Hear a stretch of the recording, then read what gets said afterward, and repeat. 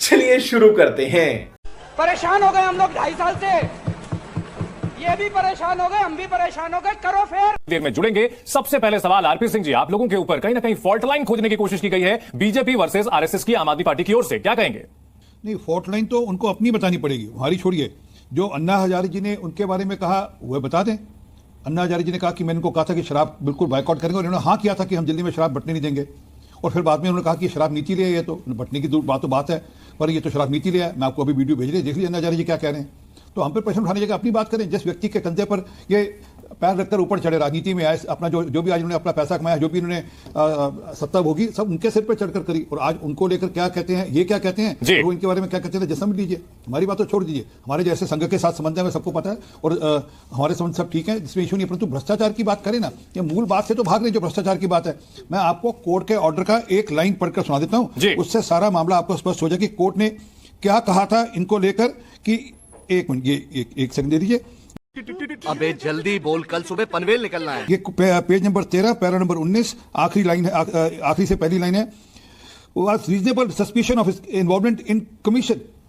वो कह रहा है, ये अभी का, ये पुराने कोर्ट ऑर्डर की बात नहीं कर रहा है, जिसमें तो बहुत कुछ है। ये तो अभी का कोर्ट ऑर्डर में मामला है भ्रष्टाचार का, और ये राष्ट्रवाद की बात करते हैं। जरा इनके सर्जिकल स्ट्राइक पर इन्होंने क्या बयान दिए थे, जरा उसकी जानकारी दीजिए ना। सर्जिकल स्ट्राइक जब हुआ था तब इन्होंने क्या क्या बयान दिए थे, क्या क्या कहा था सर्जिकल स्ट्राइक को लेकर, फर्जी है क्या? राहुल खान जी, आप थोड़ा देर से जुड़ पाए हैं बहस में, लेकिन यहां पर आरपी सिंह की ओर से सवाल ये उठाया गया कि अरविंद केजरीवाल जी अपने भ्रष्टाचार की बात करें ना, यहां पर मोहन भागवत और इन सब तमाम मुद्दों को लाने की क्या जरूरत है? अदालत ने आपको जिस तरह से फटकार लगाई है, पूरी पावर खींच ली, इस वजह से उनको इस्तीफा देना पड़ा।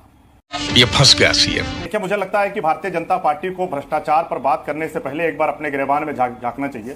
सर से पांव तक भ्रष्टाचार में डूबी हुई भारतीय जनता पार्टी, और आज अरविंद केजरीवाल जी ने वही सवाल तो पूछे हैं, तो आज पूरी भारतीय जनता पार्टी में मिर्ची लगी हुई है। और सवाल बड़े साफ है, अरविंद केजरीवाल जी ने 5 सवाल पूछा है, और मैं चाहता हूं कि आपके दर्शक एक बार फिर से वो सवाल को सुन लें। अरविंद जी ने कहा कि मोदी जी ईडी और सीबीआई का दुरुपयोग कर पार्टियों को तोड़ रहे हैं, सरकारें गिरा रहे हैं, क्या यह देश के लिए सही है? क्या ये जनता? नहीं, सवाल हमने दोहरा दिए। आदिल खान साहब, इस पर हमने पैकेज बाकायदा चला दिया, हमने बाकायदा ग्राफिक्स में भी ये दिखा दिया है। सवाल ये है कि इस समय हरियाणा इलेक्शन से ठीक एंड समय पर और दिल्ली इलेक्शन से कुछ महीने पहले इस मुद्दे को उठाकर क्या साबित करना चाहती है आम आदमी पार्टी? चंदन भाई, मैं आपके दूसरे सवाल पे ही आ रहा हूं, जो अभी आपने आरपी सिंह जी का जिक्र किया। मोदी जी ने, अरविंद केजरीवाल जी ने मोदी जी से, उनसे आपके भागवत जी से पूछा है कि मोदी जी ने देश के सारे भ्रष्टाचारियों को अपने शामिल करा लिया, और तो और जिसको मोदी जी ने कहा कि यह सबसे बड़ा भ्रष्टाचारी है, 70,000 करोड़ का घोटालेबाज जिसको बताया, उसको अपनी पार्टी में शामिल करा करके और कहीं का डिप्टी सीएम बना दिया। गजब बेइज्जती है। जिनको अमित शाह जी ने कहा कि ये वाटर स्कैम का घोटालेबाज है, इससे चक्की पिसवाएंगे, उसको असम का मुख्यमंत्री बना दिया। तो सवाल तो हमारे यही हैं, और ये हमारे सवाल नहीं है, ये पूरे देश का सवाल है। आरपी सिंह जी जवाब दीजिए। जानना चाहता है मोहन भागवत जी। ठीक है, आरपी सिंह जी काउंटर कीजिए सर। ये सवाल का जवाब देंगे नहीं देंगे? जी, आरपी सिंह जी जवाब दीजिए। खान, मेरा चैलेंज स्वीकार करिए, अभिषेक मनु सिंघवी की फीस मैं दूंगा पूरी। स्वीकार है सर। जरा हिम्मत बिस्वा शर्मा के खिलाफ मुकदमा लड़ लीजिए। सुनिए आदिल खान, सुनिए, आपको टोका नहीं, अच्छी बात है दोस्त, आप तो समझदार लोगों में से हैं। तो फीस मैं देता हूं, आप केस लड़िए, केस दीजिए तो सारे जिम्मे मेरे, अगर हार जाए तो डबल फीस लीजिएगा वापस। सर, आपके खिलाफ कोर्ट के स्ट्रिक्चर्स मैंने भी पढ़कर सुनाया, कोर्ट के ऑर्डर में क्या कहा गया वो पढ़कर सुनाया। कोर्ट ने जमानत दी है कंडीशंस के साथ कि आप सरकारी दफ्तर जा नहीं सकते, फाइल देख नहीं सकते, कैबिनेट मीटिंग बुला नहीं सकते, ये कोर्ट ने कहा है। तो इसलिए आप ज्यादा मत बोलिए। आपके खिलाफ तो एक नहीं कई सारे भ्रष्टाचार के मामले चल रहे हैं। अभी तो एक पर मुकदमा हुआ है, एक पे मुकदमे वाला मामला हुआ है, जल बोर्ड का घोटाला, डीटीसी का घोटाला, दिल्ली में स्कूल बनाने में जो घोटाला किया वो घोटाला, दिल्ली में जो आपने मोहल्ला क्लिनिक खोले उसमें जो घोटाला, जो उसमें जो आपने फेक आपने जो जांच का घोटाला आपका, तो इसमें आपके खिलाफ तो बहुत सारे मामले हैं। भाई साहब, कुछ ज्यादा नहीं हो गया ये?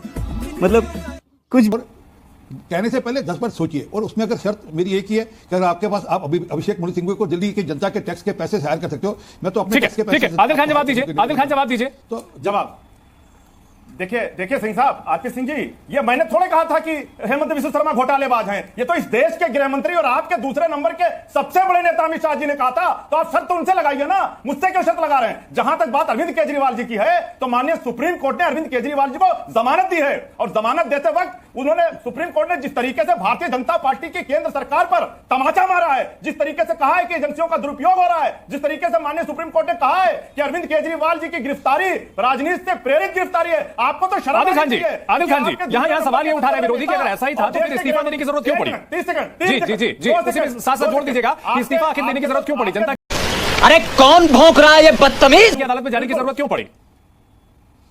बिल्कुल बता रहा हूं, आपके तो दूसरे नंबर के सबसे बड़े नेता और देश के आदरणीय गृह मंत्री जी के अधीन ये दोनों एजेंसी आती हैं, जिनको सुप्रीम कोर्ट ने तोता कहा, तोता। तो शर्म तो आती होगी आपको, और पूरा देश देख रहा है कि किस तरीके से आप आदिल खान साहब, उपयोग करके आदिल खान सरकार को तोड़ने का साहब, अरे हरियाणा चुनाव में, दिल्ली चुनाव में इन मुद्दों पर जाएंगे क्या? हरियाणा चुनाव में, दिल्ली चुनाव में तो अरविंद केजरीवाल ये कह रहे हैं अगर मैं ईमानदार हूं तो मुझे वोट देना, तो जनता को तय करना है। भाई जी चंदन भाई, आपके दूसरे सवाल का जवाब ले लीजिए। देखिए अरविंद के ये लोग आज से नहीं, पिछले 2 साल से शोर मचा रहे हैं, इस्तीफा दो, इस्तीफा दो, इस्तीफा दो।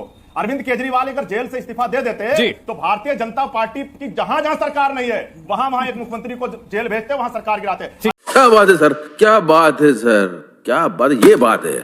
अरे सर क्या बात है। पहली बात तो यह है कि अगर कोई संघ का, राष्ट्रीय स्वयंसेवक संघ का कार्यकर्ता बैठा होता, उनका जानकार बैठा होता, तो मैं उस पर जरूर जवाब देगा। लेकिन दुबे जी चूंकि राजनीतिक विश्लेषक है, हो सकता है इनको संघ के बारे में जानकारी नहीं है। हम तो बड़े सम्मान के साथ आदरणीय मोहन भागवत जी से 5 सवाल पूछ रहे हैं, और चूंकि आरएसएस भारतीय जनता पार्टी की मातृ संस्था है, उसकी मां है, तो भारतीय जनता पार्टी की मां से 5 सवाल पूछ रहे हैं। अगर कोई आरएसएस का कार्यकर्ता, आरएसएस का कोई बैठा होता तो निश्चित तौर पर वो जवाब देता। और चूंकि एक मिनट सुन लीजिए सर, चूंकि आप राजनीतिक विश्लेषक बैठा रखे, तो मैं तो ये सवाल भारतीय जनता पार्टी के माननीय आदिल खान साहब, सवाल यह है ना कि यहाँ पर जो चुनाव लड़ेगी आम आदमी पार्टी, क्या वो इस मुद्दे पर लड़ेगी कि भाई आरएसएस और बीजेपी के बीच रिश्ते कैसे हैं, या फिर इन मुद्दों पर लड़ेगी कि भाई आपने क्या काम किया है, आपके पास क्या विजन है?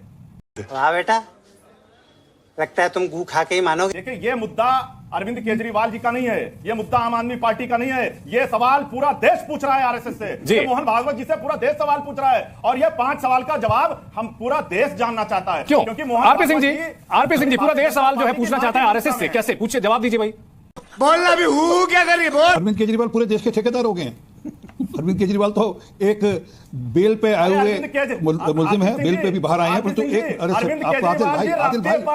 आदिल भाई समझदार हो आप यार, आप तो आम आदमी पार्टी में कुछ अच्छे लोगों में, समझदार लोगों में से, आप ऐसा मत करो प्लीज। मैं आपको टोकन में आपको 10 बार टोक सकता था और आपसे ऊंची आवाज में बोल सकता हूं, आप ये समझते हैं, परंतु अच्छी बात है, आप बोलिए आपकी बारी आएगी तो। मैं ये कुछ अन्ना हजारे जी का स्टेटमेंट सुना रहा हूं।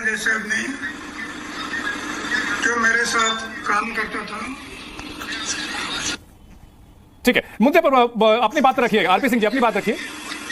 नहीं, मुद्दा ये है कि कौन लोग प्रश्न उठा रहे हैं जो भ्रष्टाचार में लिप्त है, जिनके सिर पे ये चढ़कर आए, वो कह रहे हैं कि ये भ्रष्टाचार में लिप्त है, अन्ना हजारे कह रहे हैं, और ये अन्ना हजारे जी को भिगो भिगो कर गोलियां मारते हैं, गालियां देते हैं, सॉरी।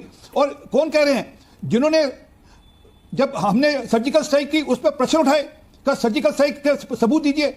ये राष्ट्रवाद की बात करते हैं, ये संघ की बात करते हैं। कभी आदिल भाई नमस्ते सदा वत्सले मातृभूमि शाखा जाकर जाएंगे तो समझ लग जाएगा संघ क्या है। अच्छा, अरविंद साहब के बीच आदिल खान साहब, जो बातें कही जा रही है कि अरविंद केजरीवाल को लेकर वो डेस्परेट हैं।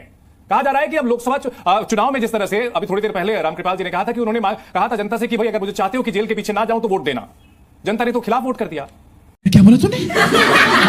देखिए अभी बहुत सारी पुरानी बातें आप लोग कर रहे थे। अरे 4 जून की बात है भाई, सवाल का जवाब दूं, थोड़ा मैं भी वो बात कर। अरे सुन लीजिए सरकार, मैं नहीं बोला था आपके बीच में, थोड़ा धैर्य रखिए, आप वरिष्ठ हैं। मोहन भागवत जी ये मानते हैं कि, और आप सब लोग मानते हैं कि आरएसएस भारतीय जनता पार्टी की मातृ संस्था है। अभी जेपी नड्डा जी ने जब कहा कि अब उनको आरएसएस की कोई जरूरत नहीं है, तो मोहन भागवत जी से और पूरे आरएसएस से सवाल पूछना बनता है कि उनके दिल पर क्या गुजरी थी। दूसरा, यह तय किया गया था कि 75 साल के बाद अब कोई सारे नेता रिटायर हो जाएंगे। मुरली मनोहर जोशी जी को आपने रिटायर कर दिया, लाल कृष्ण आडवाणी जी को रिटायर कर दिया, तो भैया इतना प्यार क्यों है, इतना प्यार क्यों है? दूसरी चीज, आप भ्रष्टाचार की बात करते हैं, मैं तो कह रहा हूं कि अजीत पवार को भ्रष्टाचारी किसने बताया था भाई? अरविंद केजरीवाल जी ने बताया था या आपके नेता? दिल्ली के चुनाव में अजीत सही पकड़े हैं। पवार मुद्दा बनेंगे या अरविंद केजरीवाल मुद्दा रहेंगे? हेमंत नहीं, देखिए दिल्ली के चुनाव में कोई मुद्दा नहीं है। दिल्ली के चुनाव में सर जून का महीना था, जून का महीना जो रिजल्ट आया था उससे ठीक पहले अरविंद जी ने जो बात कही थी कि भाई अगर चाहते हो कि जेल ना जाए तो मुझे पक्ष में वोट करना। दिल्ली की जनता ने तो खिलाफ वोट किया, यहां ये सवाल उठा रहे हैं आपके विरोधी। दिल्ली की जनता ने मैंडेट दे दिया था। माननीय सुप्रीम कोर्ट ने देश के सामने साफ कर दिया कि ये गिरफ्तारी अरविंद केजरीवाल जी की फर्जी थी, ये मुकदमा झूठा था। और तो और कैसे कहता रहा हूं कि माननीय सुप्रीम कोर्ट ने कहा, खान साहब थोड़ा सा फैक्चुअली जो है करेक्ट करना चाहूंगा आपको कि नहीं खान साहब यहां फैक्चुअली थोड़ा सा करेक्ट करना चाहूंगा कि उसमें शर्तें तो बड़ी कड़ी लगाई गई हैं, 10-10 लाख के मुचलके पर भी किया गया है। इन सब के बीच आरपी सिंह जी जवाब दीजिए इस पर कि भाई पूरा अरविंद केजरीवाल को पाक साफ मान करके छोड़ा गया आम आदमी पार्टी का दावा है। भी मत भूलो कि भक्ति और पागलपन में अधिक अंतर नहीं होता।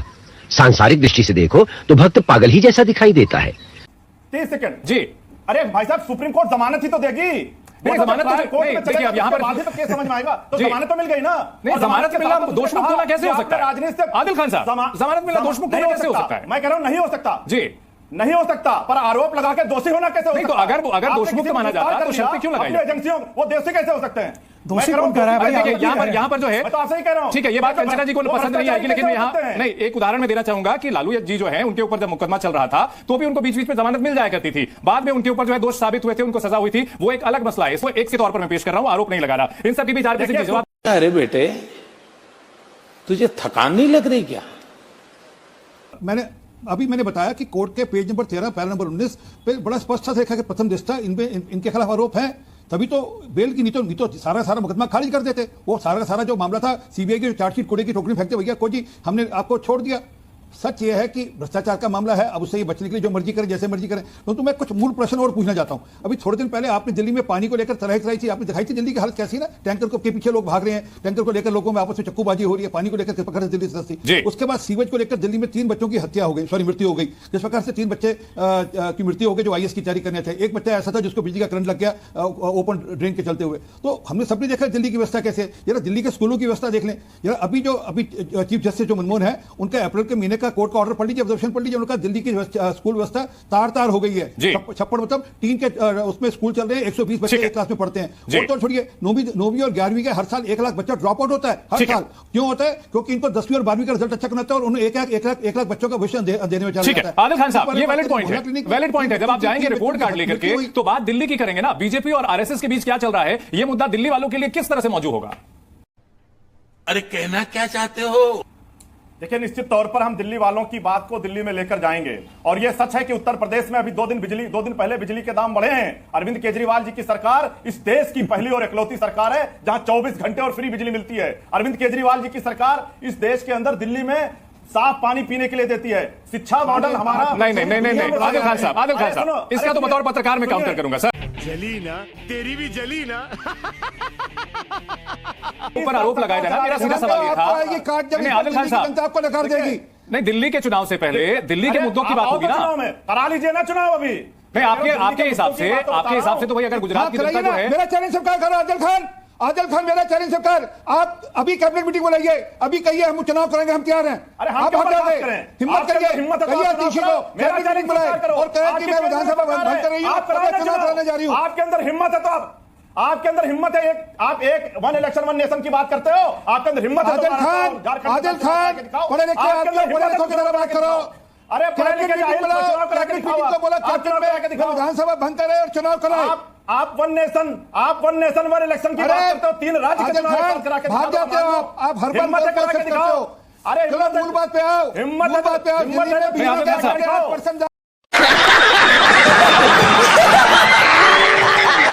कि दिल्ली के मुद्दों पर नहीं, दिल्ली के मुद्दों पर हिसाब देंगे ना अरविंद केजरीवाल की दिल्ली के लिए पिछले 10 साल में क्या किया। भले उनको अभी नॉस्टैल्जिया हो रहा हो कि 2011 में भी वो यहां पर आए थे और वहां से ही उनकी शुरुआत हुई थी, लेकिन पिछले 10 साल में तमाम तरह के आरोप लगे। 2011 के जो वादे रहे थे, जो दावे रहे थे, वो तो कहीं ना कहीं उनको तार हुआ था। ना गाड़ी लेंगे, ना बंगला लेंगे, तमाम तरह की बातें अभी भी जहन में ताजा हैं। 2011 में हम लोग भी गए थे वहां पर धरना स्थल पर। कंट्रोल उदय, वाईफाई फ्री हो गया सारी दिल्ली के अंदर। काम की बात की जाए, अरे यार इनको चुप करा लो। अरे सिंह साहब ठीक है, खान साहब ठीक है, मैंने जो सवाल पूछा उसका रिस्पॉन्ड कीजिए ना। देखिए, मैं कह रहा हूं कि दिल्ली के अंदर विकास के कामों के नाम पर चुनाव होगा। आज दिल्ली के अंदर फ्री बिजली 24 घंटे। आदिल खान वाईफाई फ्री हो गया, दिल्ली के अंदर वादा किया था। चुप हो जाओ। अरे चुप हो जाओ चाचा, बता रहा हूं कैपिटल है। अरे चुप हो जाइए आप। पहले बताइए बिजली के दाम उत्तर दिल्ली में पीने के पानी की किल्लत है, दिल्ली में सीवर ओवरफ्लो करते हैं, दिल्ली की सड़कों में खड्डे हैं, जवाब दे दीजिए ना। महिलाओं की बस यात्रा फ्री, बुजुर्गों की तीर्थ यात्रा फ्री। अरे क्या बात कर रहे हो आप क्या बात करते हैं? दिल्ली के अंदर जो विकास का 5000 बसें हैं सारी मिलाकर दिल्ली के अंदर, 1700 बसें मोदी जी ने आपको नहीं हो सकता। मिलाकर 5000 बसें, 15000 बसें चाहिए दिल्ली के अंदर। प्रदेश में दे दो ना, आप फ्री कर बसें दोगे नहीं तो कैसे काम चलेगा? हरियाणा में दे देते, बसें तो बढ़ाई नहीं आपने दिल्ली के अंदर। मोदी जी बस हरियाणा में क्यों नहीं दे देते? आपके मोदी जी हरियाणा में कह रहा हूं आपने बढ़ाई, आपने बसें फ्री करी ना, तो बसें तो क्रेडिट चोर का काम आप लोग तो क्रेडिट लेते हो। कुल मिलाकर 5000 बसें, कुल मिलाकर 5000 बसें, 1700 बसें अरविंद केजरीवाल के कामों के क्रेडिट चोर।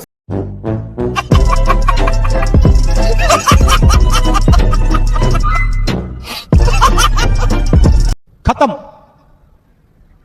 Bye bye, tata, good bye, गया।